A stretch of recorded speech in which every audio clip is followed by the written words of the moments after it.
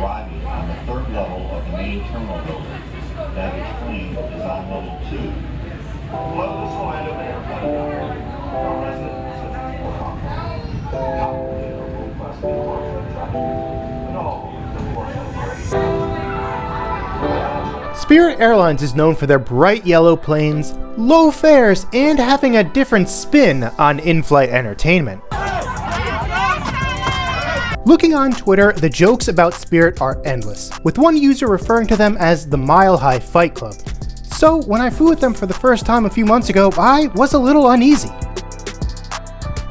I mean, is it worth possibly losing a few teeth just to save a little bit of money, or have a few bad instances been overhyped by the media? To find out, I booked 2 flights with this airline from Orlando to Newark and then back again on one of their A321s, so this video has footage from both flights.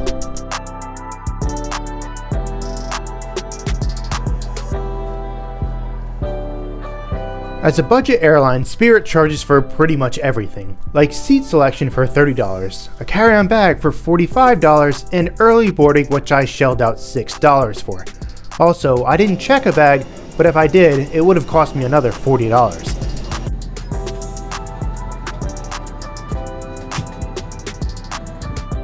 I'm not complaining about this, I mean, they need to make money, but my cheap $30 ticket wasn't that much of a bargain after all was said and done.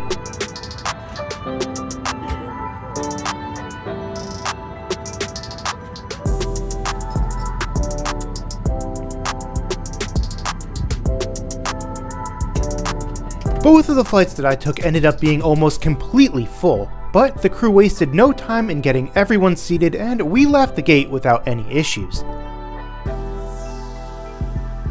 Spirit operates an entirely Airbus fleet. As of now, they have 30 A321s like the one I'm flying on, as well as A320s and A320neos. They're also set to become the first US operator of the A319neo.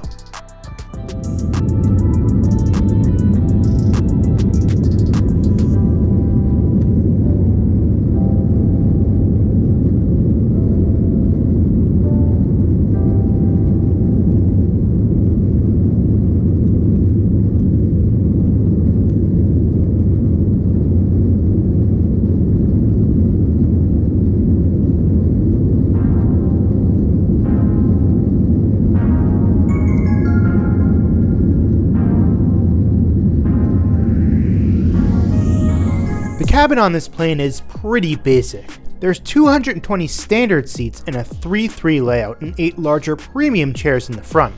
The regular seats that I sat in were 17 3/4 inches wide and could feel a little cramped at times. Some people say that these seats are uncomfortable, and it's true that they're basically just plastic shells with no recline, but honestly they really weren't that bad except for the limited width. The hardshell design also helped to cushion the blows of the toddler behind me who kept kicking my seat on my flight from Orlando.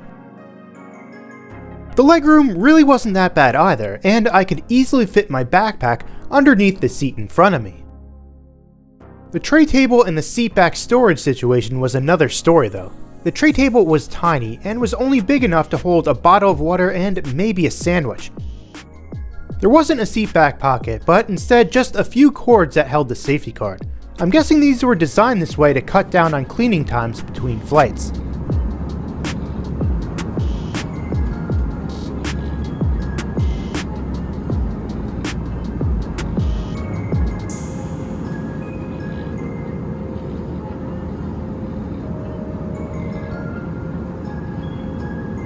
This A321 had 3 restrooms on board, 1 in the front and 2 in the back.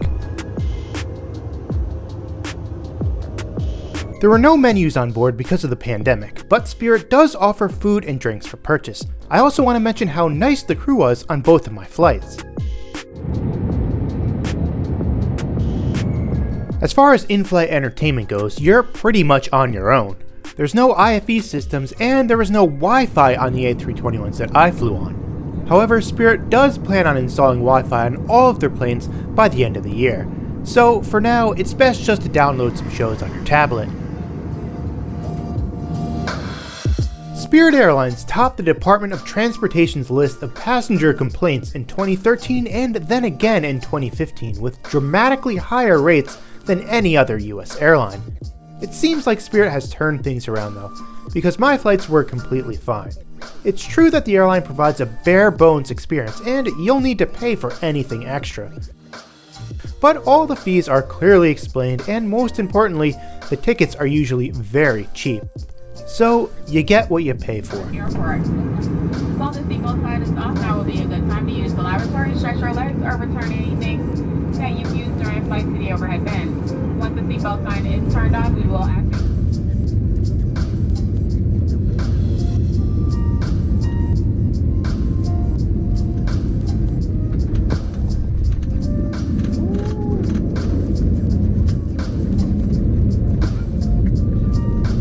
So we made it to Newark without any brawls breaking out or any other major disruptions. Well, that is until we got to the gate, of course. Alright, that wasn't my footage and that definitely didn't happen on my flight. I just couldn't resist. In all seriousness, if you choose to fly with Spirit, you'll probably have a perfectly fine flight. And you might even save some money too, provided that you don't check a bag or care about seat selection or anything like that. And that brings my journey with Spirit Airlines and this video to an end. Thanks for watching, and I'll see you again soon.